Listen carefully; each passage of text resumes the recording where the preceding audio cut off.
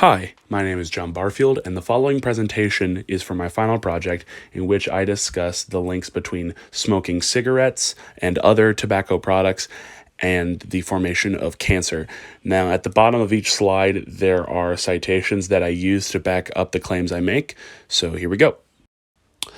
Now, the main article I used for this presentation was published by the Journal of the National Cancer Institute, and it was titled Tobacco and Cancer, Recent Epidemiological Evidence. And one of the main claims that this article makes is how smoking tobacco can cause all forms of cancer, including but not limited to lung cancer, cancer of the bladder, upper aerodigestive areas, and the pancreas. Now, when it says upper aerodigestive areas, what it means is the areas of the body that are used to breathe and also digest food and consume food, such as the larynx, the oral cavity, and the esophagus. So from this slide alone, you can see the effects that smoking has on the body. Now let's go into a little more detail here with lung cancer. Now, most people associate lung cancer with smoking. You can get lung cancer genetically, but it is most commonly linked with tobacco smoke.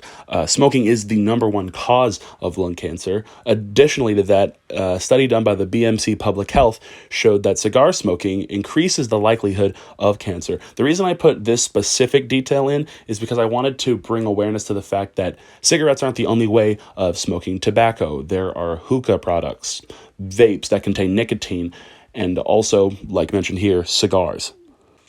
It's also important to note that this same study showed a link between smoking cigars and oral cancer. Oral cancer can also be caused by cigarette smoking, not just cigar smoking. But like I mentioned earlier, there are many different forms of cancer other than lung cancer that can be caused by smoking. A great example of this would be stomach cancer. Now, the cancer prevention study showed that smoking and other tobacco products could have been responsible for the formation of stomach cancer in American men and women. That study was conducted in 2002, but if we go a little bit earlier to 1998, we can see that an independent study found that 11% of stomach cancer cases were estimated to be due to smoking.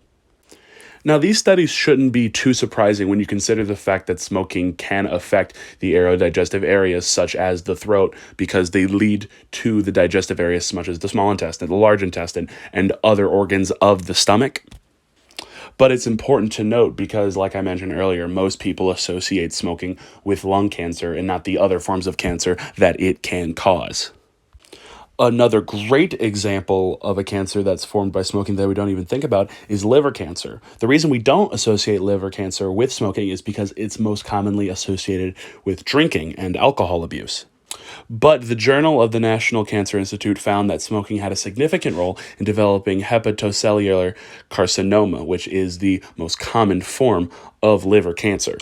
And I wanted to bring up alcoholism with liver cancer in particular because I wanted to bring awareness to the larger idea that this presentation is trying to convey, and that's that we as a society have valued our recreation over our health to the point where it is being counterproductive to our health. We'll get more into that later on, but again, I just wanted to bring it up now so I could help reinforce my claim at the end. And then we move on to leukemia, which, for those of you who don't know, leukemia is the cancer of the blood. Going back to the Journal of the National Cancer Institute, with a study they conducted in 1989, we see that there's a link between cigarette smoking and myeloid leukemia. Myeloid leukemia is the abundance and overgrowth of immature white blood cells within the bone marrow and bloodstream. This one was particularly shocking to me because I couldn't fathom how smoking a cigarette could get to your blood. My explanation for this is that when you smoke a cigarette, inhale that smoke, it touches your tissue and it affects how they grow and how they react, and in turn affects the blood inside that tissue. This would also help add to the idea that smoking affects us in many ways that we don't even think about.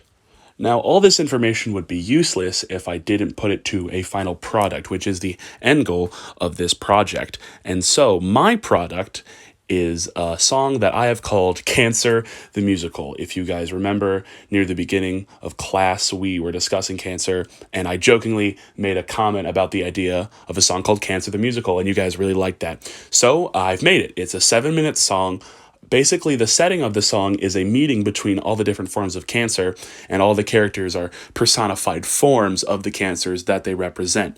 I bring up smoking and how it causes these different forms of cancer at one point in the song. Fun fact, I recorded the entire thing the day after we talked about it. Problem was, when today, the day before this project is due, I looked for it, it was gone. So I recreated the whole thing in 3 hours just for you guys.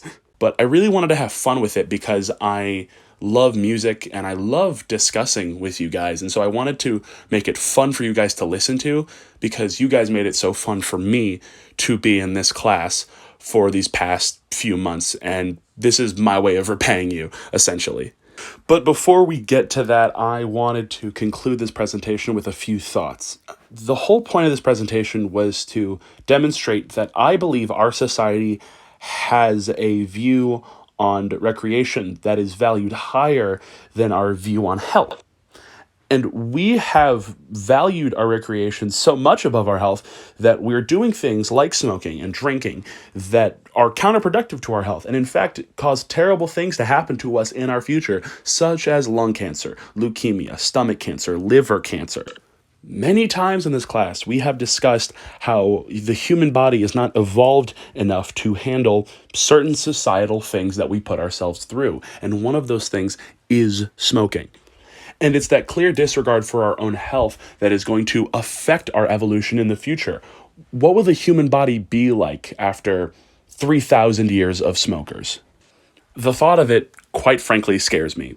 But that is the end of my presentation. I want to thank you guys so much for watching it and listening to what I had to say about this topic. I thought it was really interesting, and I thought you guys would learn a lot from it. So once again, thank you so much for giving me one of the greatest classes I could ever ask for. It truly means the world to me, and I'm so glad I got to learn with you guys. Thank you so much.